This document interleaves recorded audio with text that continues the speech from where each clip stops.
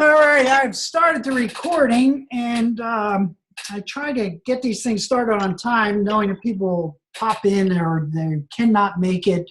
So obviously they will listen to this. A couple things before we get into the content tonight. You will see up in the material stuff, I did put your jigsaw teams for 8:45 and for 8:02. So those jigsaws are there. And I also set up collaborative rooms, which you will not get into till Monday, February 1st.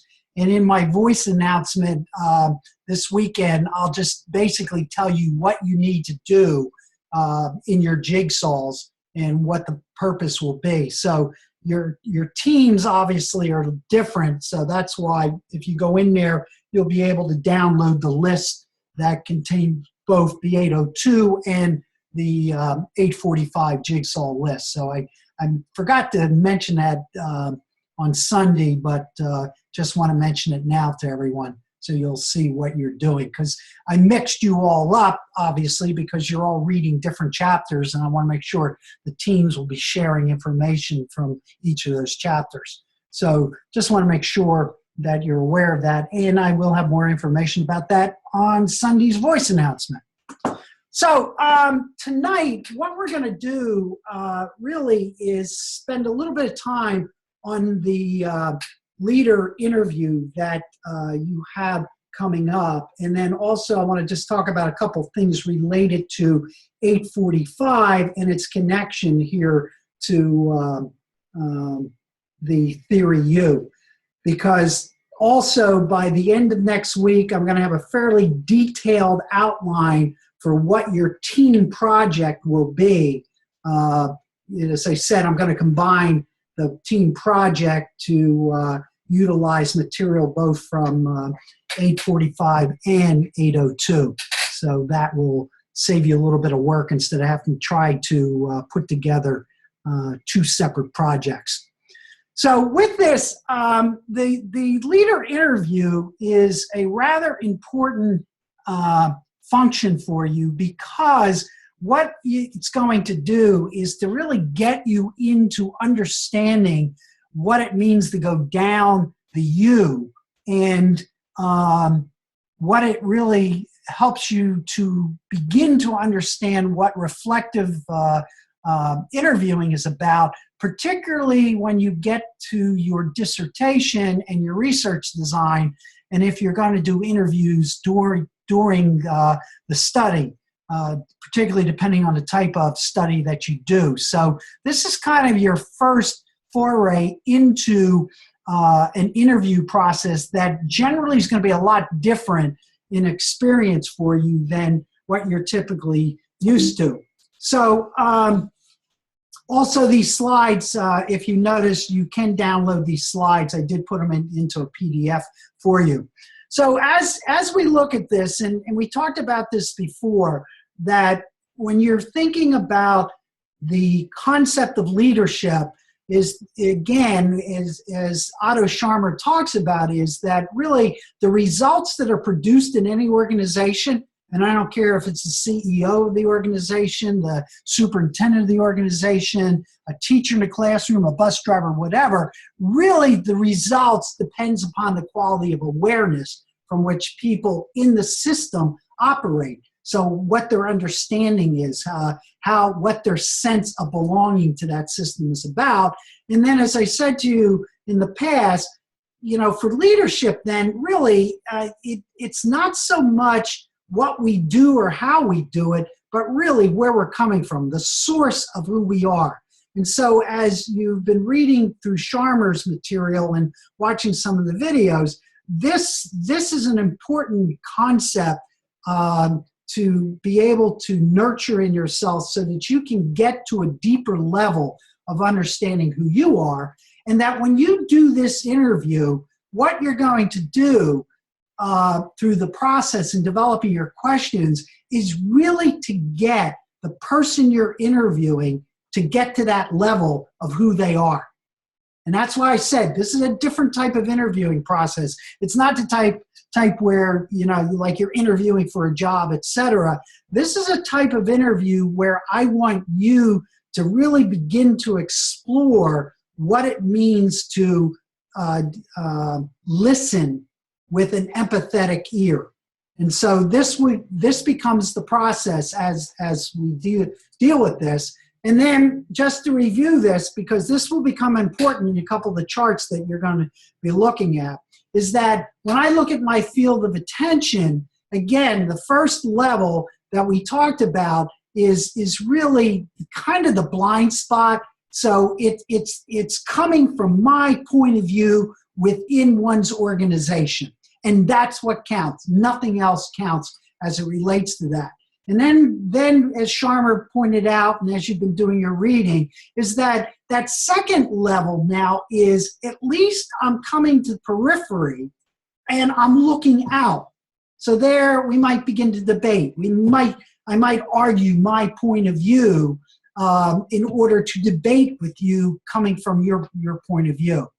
And that's the different level of attention. Then that third level, which now becomes a lot different, is now I'm acting from beyond my organizational boundary, or my own personal boundary. Here, I'm willing to listen to hear who you are as an individual. And so my source of attention is no longer within the walls of my point of view, but now it's opening to be able to go beyond my point of view to begin to understand other possibilities. And then when you really get down to that last level of attention, it really now is acting from this emerging sphere across one's organizational boundaries, that I begin to understand the points of view of other people, and from that really begins to shape new possibilities and new types of networks.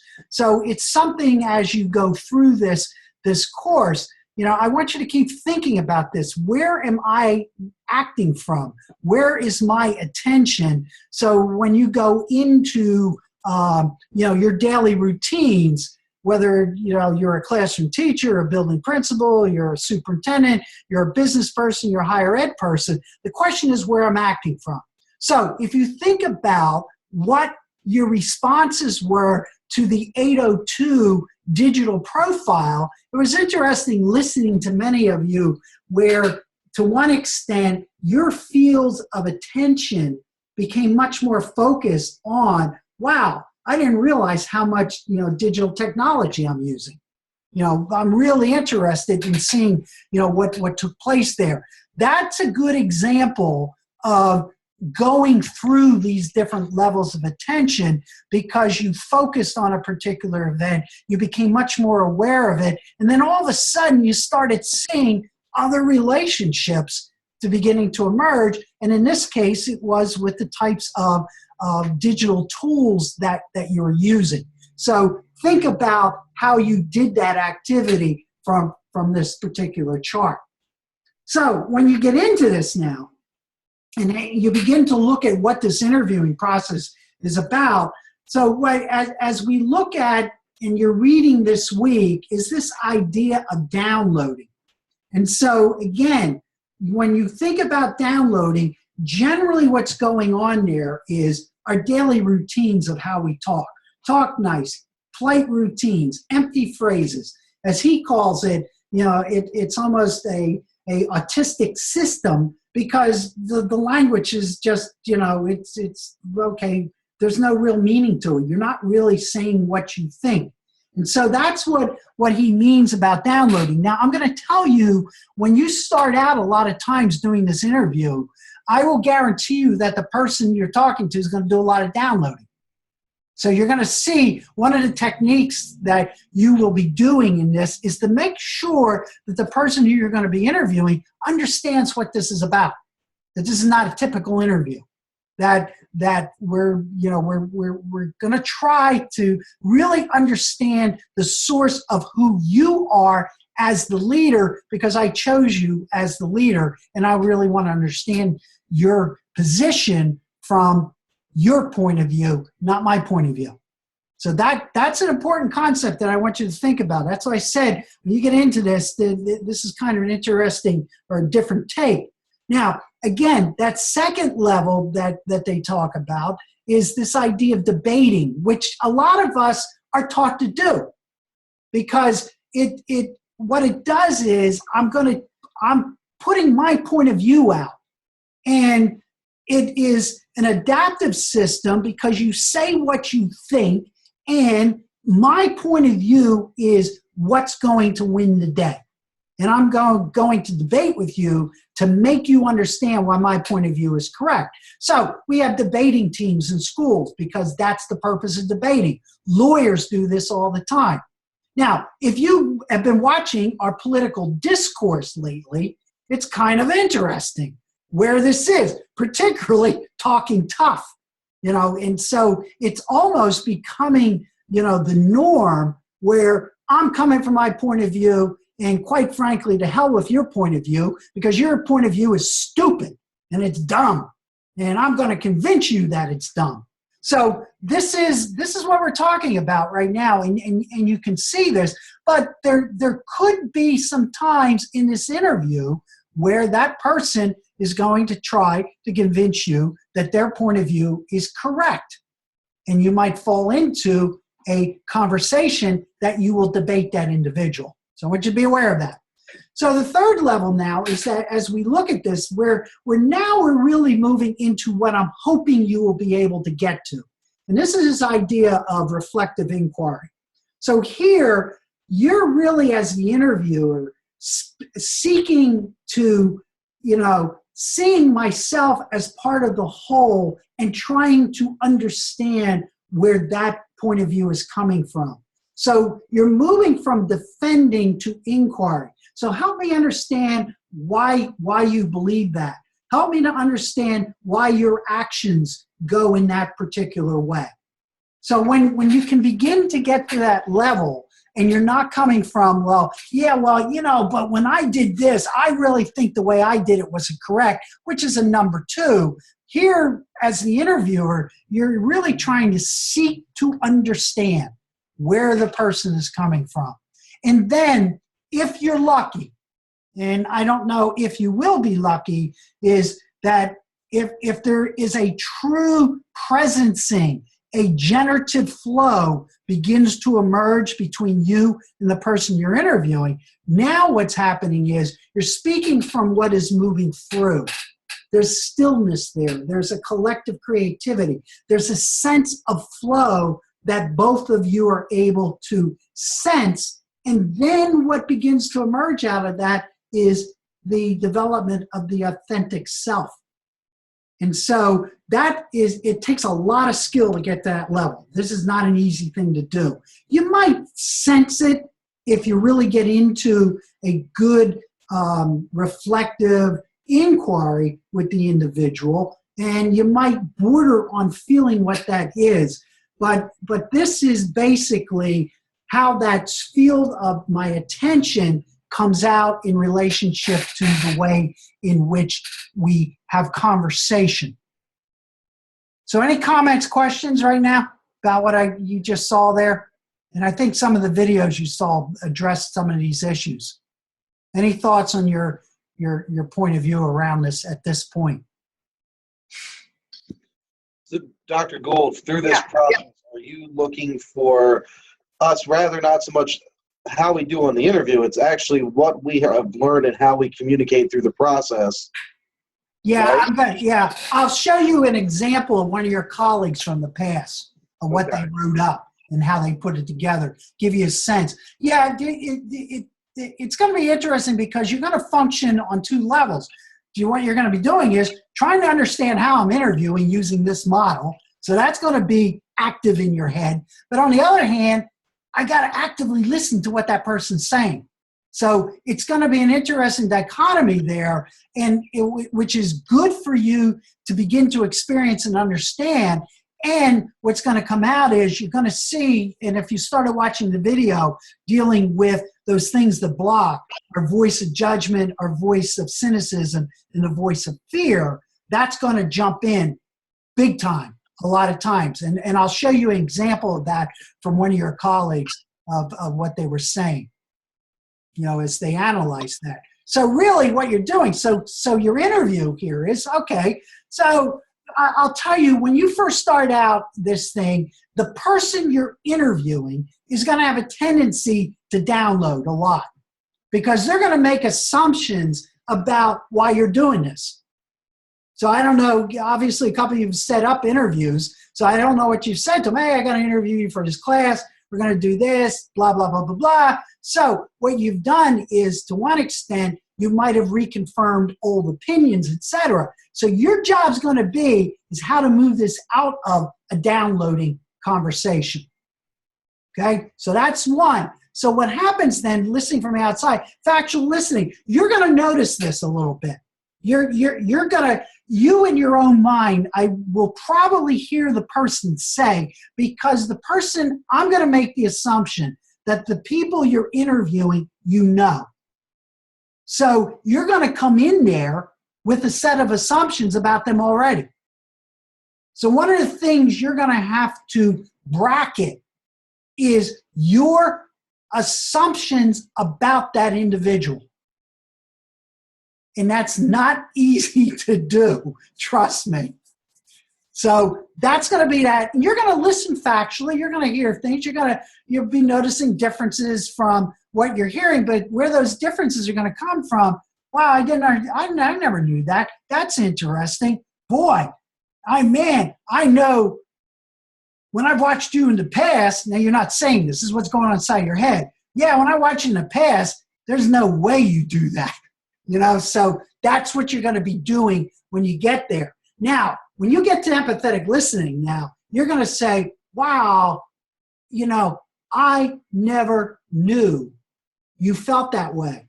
Or I never understood that that's the way you see your role in interacting with me or other people.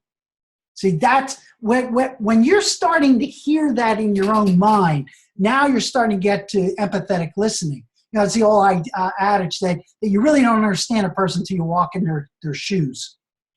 So that's my sense is most of you, if you're able to become conscious of this, you will get to that level. But it's going to be the way in which you ask the types of questions. It's going to be the types of questions that are designed to elicit conversation from them so that you can hear their story. And then finally, as I said, yeah, you might get here, but I'd be very surprised if you do. You might sense it, but so, wow, I didn't understand that. And then that person says to you, yeah, that's kind of interesting. Maybe we can collaborate, or wow, you got me thinking about this from a different point of view. Maybe I should be going in this direction. So as you see, what begins to happen here is connecting to an emerging future whole. There's a shift in identity and self, both of your relationship to that individual and that individual sense of getting to a deeper sense or awareness of who they are. Now, again, I'm giving you the broad, construct of what would be the ideal approach to get to this. And that's what I'm hoping that you'll have that in your mind as you're going through this. But it's not going to be an easy task, and it takes a long time to become a good interviewer. So, for example, think of some great interviewer that like on television.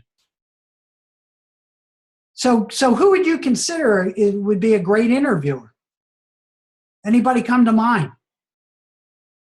How about like Barbara Walters? Yeah, okay. And why is she that way for you? She seems to really not just listen for the facts, but actually listen beyond the facts to what people are really saying with their words. Yeah. Getting to empathetic listening. Right. And drawing out for them to go deeper into, who they are. And the key point there is she develops, if you look at open heart across there, she develops an emotional, connection with the person, puts the space the space in where the conversation is taking place becomes very fluid and open and trusting, where you're able to say things. So yeah, Barbara Walters would be a very, very good example. Anyone else come to mind from your own experiences?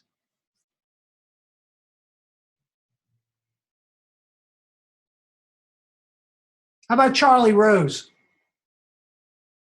You ever listen to him, PBS, when he does those? He does the exact same thing. Bill Moyers is another great example. When Bill Moyers would do interviews, just really get to empathetic listening. I'm thinking about Mike Wallace to one extent, if you think about 60 Minutes, but generally 60 Minutes is probably around number 2, because they want to find out why they were doing that. But then if you've ever watched Mike Wallace over time, he would get down to, empathetic listening. So there's a lot of examples that you can think about in relationship to how it is done. So that's the framework for what you will be doing. Now, again, here's what the purpose is. So this is a conversation, with this individual, and it's a key person, that you see within your organization. But sometimes some people do talk to people outside. Let me see. Last year, one of your colleagues interviewed the police chief of Philadelphia. Really, really powerful interview. I mean, she was able to get him down to a deeper level. Kind of interesting. I do have it, and we'll share it with you because I got permission for you to listen to that. Some people have taken people outside of their organizations who run larger organizations. That's fine.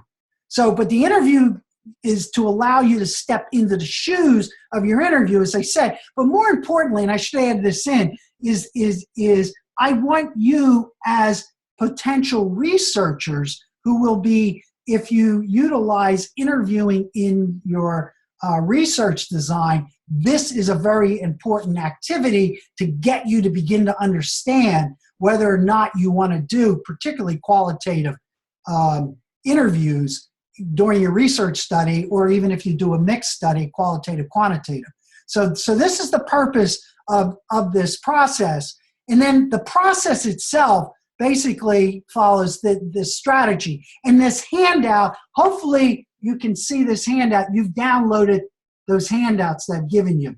So these handouts that are there give you the structure, tell you how to set this whole thing up. So it's there. So again, identify a leader who is relevant to you in current situation, challenge or an opportunity.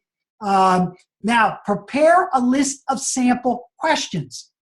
So start thinking about what you want to do and make those questions as open-ended as possible. So if you go back into schools that, I think it's in Schools That Learn or The Necessary Revolution, towards the end of the book, there's a toolbox, especially in Necessary Revolution. There's a set of toolboxes that helps you to have certain lead-ins for doing inquiry. So I'd like you to go back and take a look at that to help you prepare for the types of questions that you would like to ask this person. Now, this is very important for you. Make sure, and it's in the Sharmer thing that I gave you, I believe they say up to 30 minutes. Give yourself 30-minute preparation time to just calm your head down, to get silent, to just allow yourself, if you use meditation or if you use yoga or if you use any type of deep breathing exercises, to just clear your mind. That is extremely important. Even if you do a research study, that is a very, very important concept. So try to allow at least 15 minutes, if not a half hour, of quiet preparation or silence before you go into that interview. Then during the interview, listen with your mind and heart wide open. That's it. Take notes, ask questions spontaneously as you listen to them. Allow the flow of their conversation as things begin to come into your mind that you're generating, allow that to happen. Now, take notes or ask the individual if you can record it. Ask that permission so you can go back and listen to it. And then, promise them that, obviously you're not going to upload it to YouTube or wherever you upload that stuff, that this is for you, deal with that. And then once that's done, you'll get rid of that. Again, that's a good research technique, because when you do your research, you will use, a lot of times, recording the interviews. So you can do that, or if you're a good note taker, why I always recommend doing a recording of it is it doesn't block you from when you're taking notes, unless you're an exceptional note taker, can take the notes and still keep active in terms of listening. So recommend that. Then right after the interview, take time to reflect on the key insights, capture your own key thoughts in writing.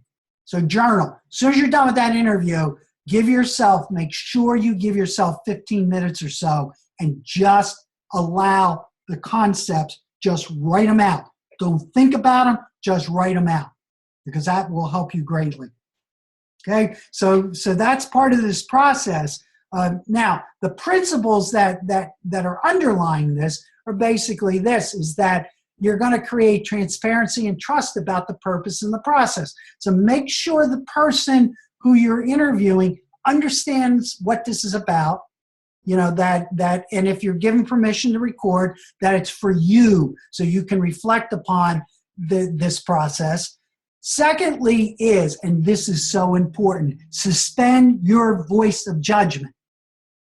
Because you're probably, as I said to you before, you're probably knowing this person and you already have a set of assumptions. You need to suspend those. You need to put them out. Now, from a research point of view, that's called bracketing. Because if you do phenomenological research, you do narrative research, it is extremely important that you put your own assumptions to the side. So that's going to be an important activity for you to understand. And as you saw the video with, if you got to it, Otto talks about what the voice of judgment is, what the cynicism is, and also what the voice of fear is. So access your ignorance. Pay attention to and trust the questions that occur to you. Allow it to emerge. Now, if you remember, I think it was in 800, didn't you watch that video on the power of ignorance? Who was Stuart Fireside? Do you remember that video? I'm testing you. There was that video, I think it was like the 6th week, about ignorance and why ignorance is important. Not ignorance in terms of how people feel stupidity. Ignorance is the ability to open yourself up so that you can allow an understanding to emerge inside of you. So be aware of that. Also, access your appreciative listening. Thoroughly appreciate and enjoy the story that you're hearing. Get into it. Let it flow. Stay with it. Also, access your listening from the future field. Focus on the best future possibility. Think about that. Try, get them to go deeper into their source about where they want to go, who they are, what are the possibilities that they see for themselves. And then finally, this is very, very important. Leverage the power of presence and silence. Don't interrupt brief moments of silence. I've had a lot of your colleagues in the past say that the person they're interviewing, for all of a sudden there's like 5 seconds of silence and the person says, I guess I have to say something because it's silent. If that happens to you, try to tell them, no, just, let the silence is good. Because what's going on in silence? Why is the silence good? Anybody? Because they're reflecting and thinking. Yeah, and the other thing that as they're reflecting upon it is it jumps up to that other one. Now you begin to focus on future possibilities. Because silence is good. It allows for the entire process to allow a dynamic flow to begin to emerge. Because we're so afraid of silence, we do that.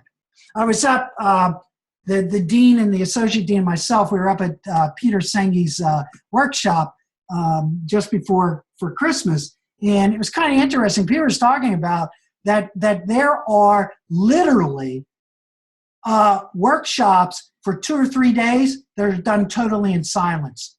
Now picture that, totally in silence.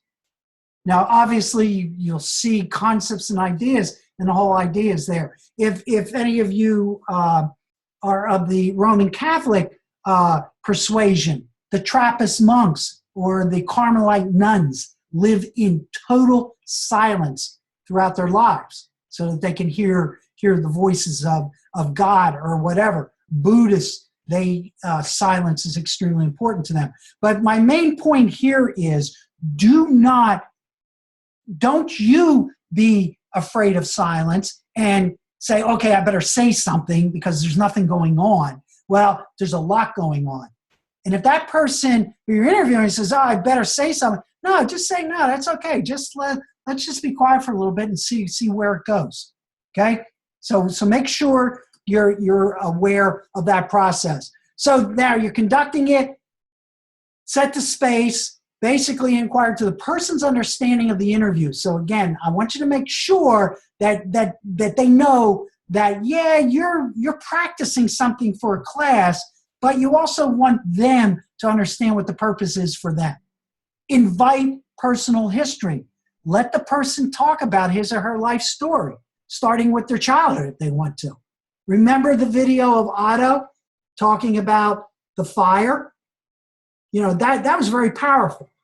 Talking about that. See if you can get the person, that if they're willing to talk about that. Like, okay, so tell me how you became interested in whatever your role is. Was it, in your childhood? Did anything like that? Those types of things can lead into that process. Guarantee you come out with stuff like that, they're going to be there, whoa, what type of interview is this? Which is okay. All right? So the process can help them to reacquaint themselves with their sense of purpose because, again, the part of this thing is to get you to begin to experience what it means to find the source of my leadership. You're helping that person do that. Okay? Then, again, this one is just monitoring your own listening. So as you're doing this, and you've seen this thing in the past. So again, talking tough. Is the person coming from that level 2? Is the person coming from level 1 in discussion? So this is going on inside your head also. Or are we getting into some reflective conversation? Or is this inquiry? Do you have a sense that their point of view is changing? Your point of view is changing. Then the generative dialogue is presencing and flow, the collapse of boundaries, listening from future self. I'll be very happy, that you experience obviously 1, 2, and 3, mainly to try to get to 3. And so when you're conducting that interview now is to seek to understand the deeper structures in the systems. The objective of the generative interview is to unearth the system's reality as constructed by its members. So you should learn a lot from this individual. If you're working in interviewing a person that you work for or part of your system, yeah, it's going to give you some insight for both of you to be able to begin to understand what structures are at play. Then leave the door open. Move towards closure by checking to see whether you have given the person the opportunity to fully express themselves. So don't allow your questions, make them open-ended. Don't bring closure to them, but ask them for permission to come back to them for clarification or insight into further questions. This thing could lead that, yeah, I'd like to talk about this more. Now, why this is important, so let me just move you over. To a research point of view, one of the ways you'll get validity and reliability to your interviews that you do in a research study is you will give your writings to the individual who you interviewed to see whether or not this is what they said. Okay? So that's why that's there. That's why that is important. And then your attention. Now this is really what I want to, and I'll show you some examples of this in a couple minutes. So reflect. This is why as soon as this thing's over, do it right away. Then what you heard, record your impressions. What was important about this? Start writing down your points of view, because your report back to me can be an audio report. You don't have to write this out. You can if you want to, or really, I want you to reflect on this. I want you to talk, and I want you to have a conversation with yourself about this. And I like you record that, because that's the way in which I want you to present what you've learned from this. You do it in VoiceThread, which is pretty good because you can put ideas up there and talk about them. So what's the person? And really, I want you to see if you can discern what that person's source of commitment is to their role. Okay, so that's important in terms of your reflection.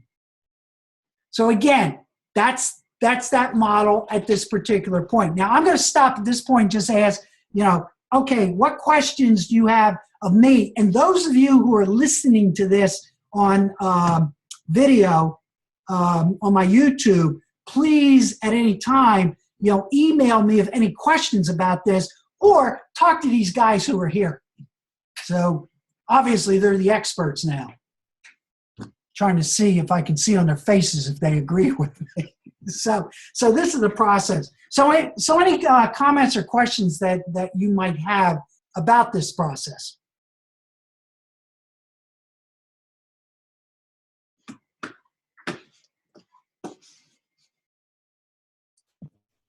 Now I'm going to stop share for a second, and I'm going to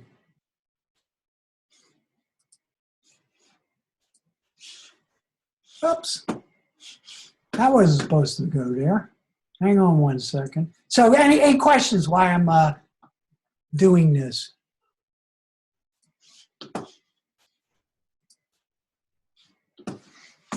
Why is this doing this to me? Let me escape. There we go.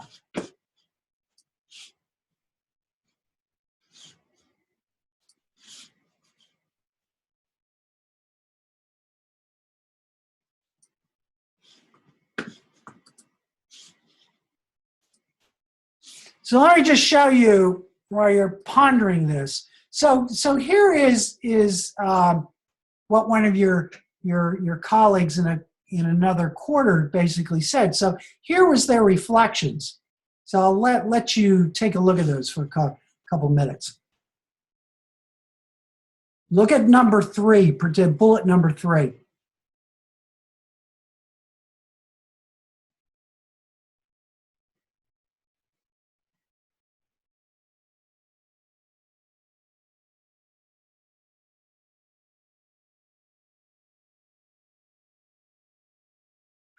So again, in terms of the reflection, one of the challenges was moving through this process and being able to curtail their own voice of judgment, and that's that area of bracketing. So they go on and say, so here's when we talk access your ignorance or open mind. So take a look at what she said.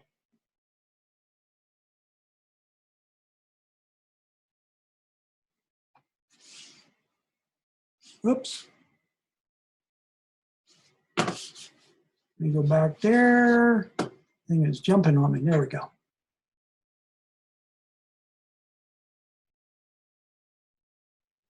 And see what she says, that when she became much more aware of her voice of judgment, being able to suspend that, what she was feeling as she did this interview of this individual. So accessing your adaptive listening to the open heart, again, she says, this too was an easier step for me than the voice of judgment. And this individual was a director of human resources. And look what she said, what she's learning about herself, because she is obviously involved in a lot of interviewing. However, seeing it through this person's eyes was very intense. We did not reside at this level long, but when we did reach this level, it was as though I was experiencing things from his purview. So again, she was able to get a sense of what it means to get to that level 3. So how did Theory U help me in terms of this? So I read and reread the material on more than one occasion before beginning. So this handout as I said to you, particularly this one, is very good because Otto's got it worked out. You got steps by steps, point of view, how to do these things, and then it gives you a little example. So take a look at that as a way of dealing with this. And I know, Brian, you said you're doing this next Friday. So what is it, this Friday or a week Friday? The 5th. The next. Okay, good. All right, so you'll have time to be able to really work through some of these concepts here. And the person I'm interviewing encouraged that so that we had time to follow up afterwards. Okay, good. Okay, that's good. So, and you can see, how she's saying, so if I didn't take time to immerse myself in understanding each step outlined through you, I would not have made it past the first level. I was disappointed that we never made it to level 4. So again, here her reflection was, she looked at this and she prepared herself. And I'm going to tell you, if you don't prepare yourself for this, you're only going to stay at the downloading stage. So that's why I'm giving you this overview now.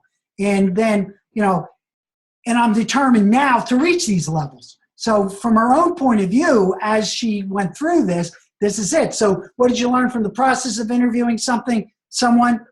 This was interesting because as a human resource director, she was working with a hostile work environment, and she said, I got 82 individuals that I do. After interviewing this person on Wednesday, I was not sure when I would use it again, but sure enough, as she started getting into this, it started creeping into her own work as she was doing the interview process.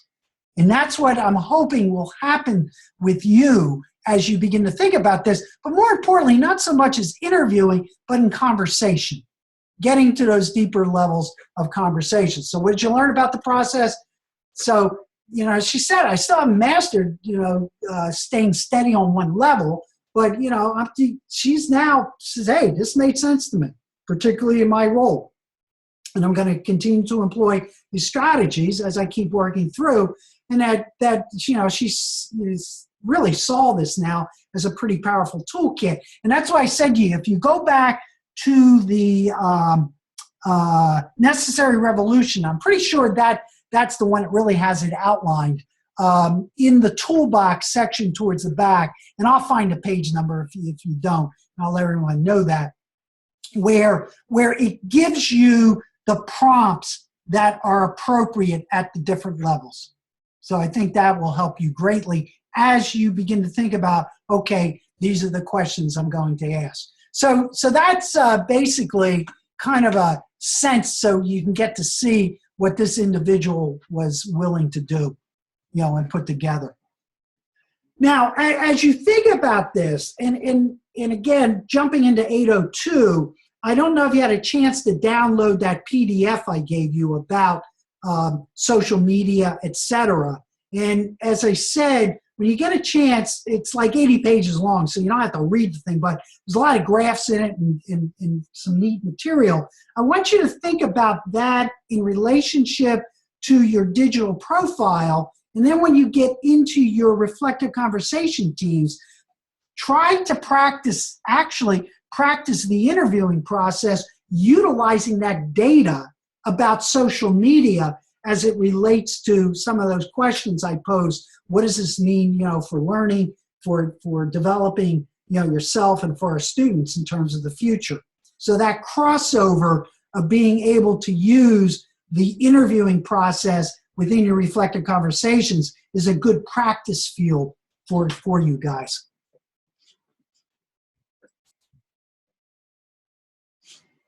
Just checking to see who else is on there. Okay, good.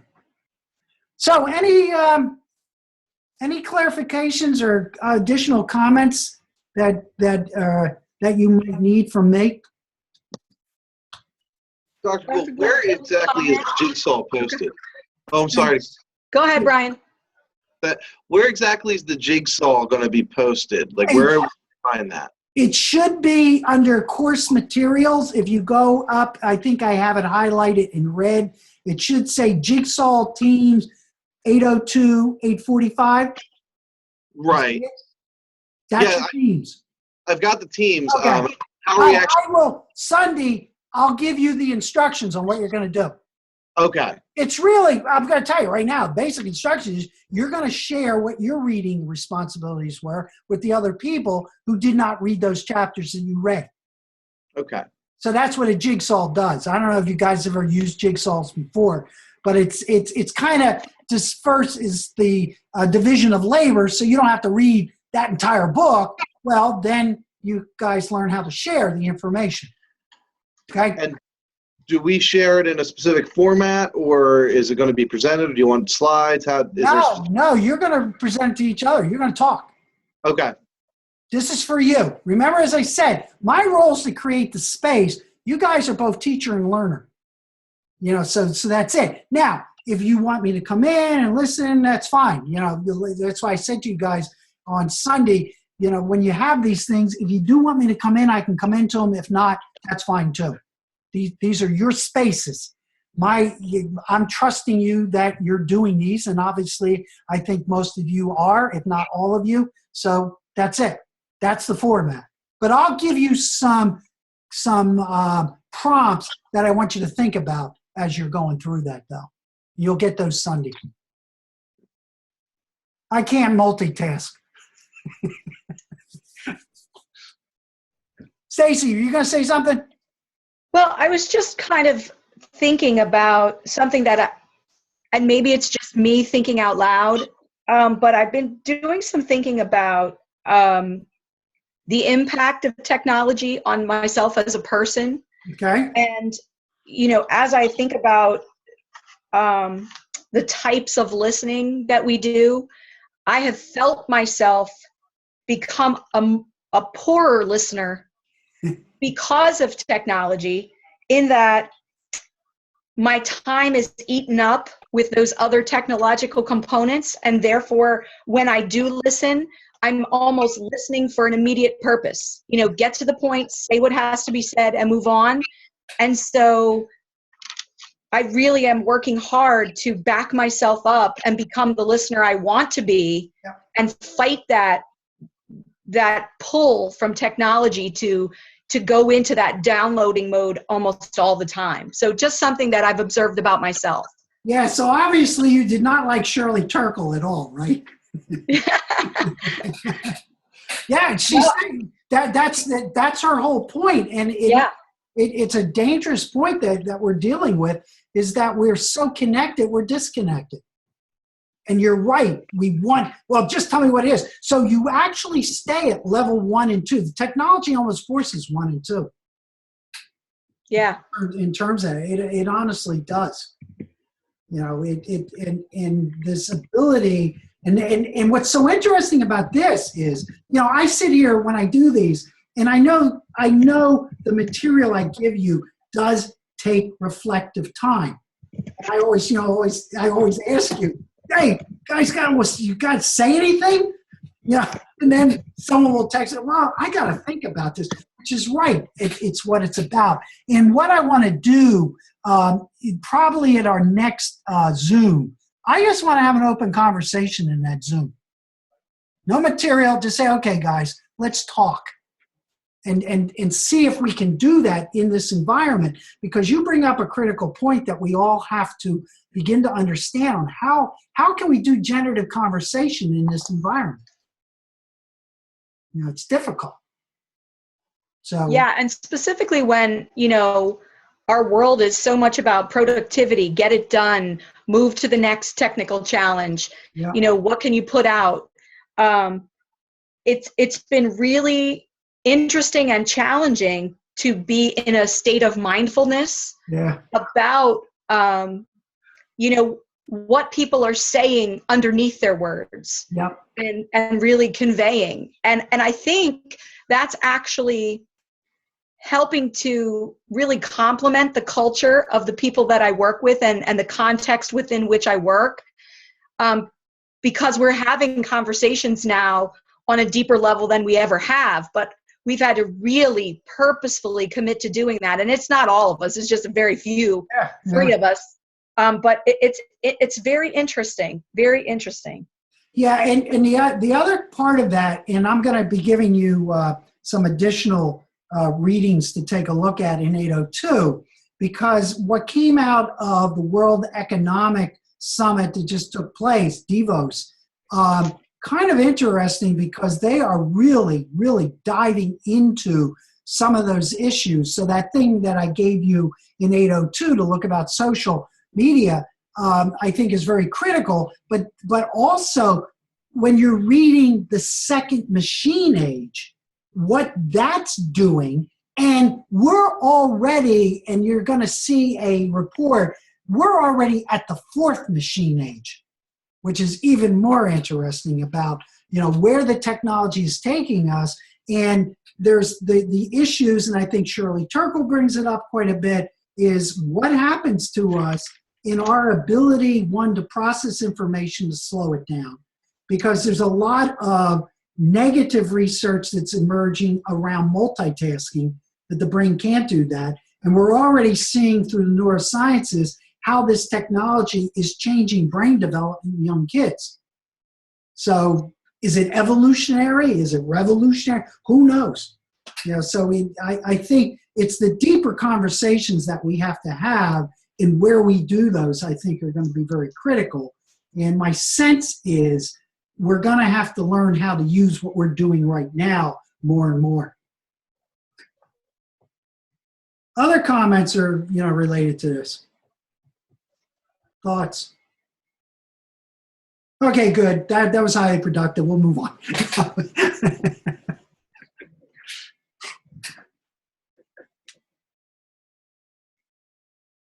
So you're pretty well set with the task. And as I said, as you think about it, if you have more questions about it or need more nuance, just let me know.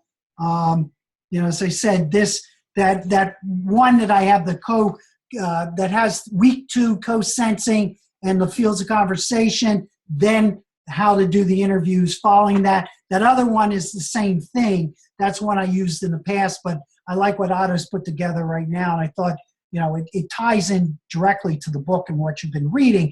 But I also want you to think about this in light of the materials that I'm giving you in 802, because they raise some very, very powerful issues, particularly when you think about those 3 divides that Otto talks about. And I've added that 4th divide to it now, and that is what Stacey, you're talking about, is self-technology. Because I think that's what the second machine age is all about, and what he's talking about there, where both of them are talking. So, all right. So if there is nothing else for the common good, then I will record this. I will put it up on my YouTube site for those who are not present. Obviously, as I said before, if you have questions from this, either talk to me or talk to your colleagues who are here. And if there is nothing else, then I will say good night to you, all of you. I'll be the last person on if you have other questions. Dr. Gould. Yes. As far as the TheoryU group project, yes.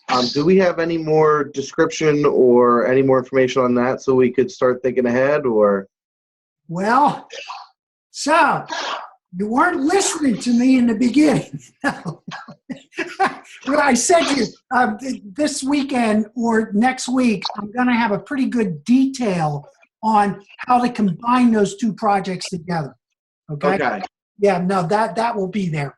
So I'm working on that right now. And then as far as our weekly journal, you're just going to want a summary of that at the end. You actually audio file. Yeah, that's fine. Yep, just an audio file. Okay? That's just thinking ahead. Thank you. Yep, nope, no problem. Let me see what's in there in the chat. Okay, good night. Yes, good night. Okay, cool. All right, so that's it. I'm going to stop the recording.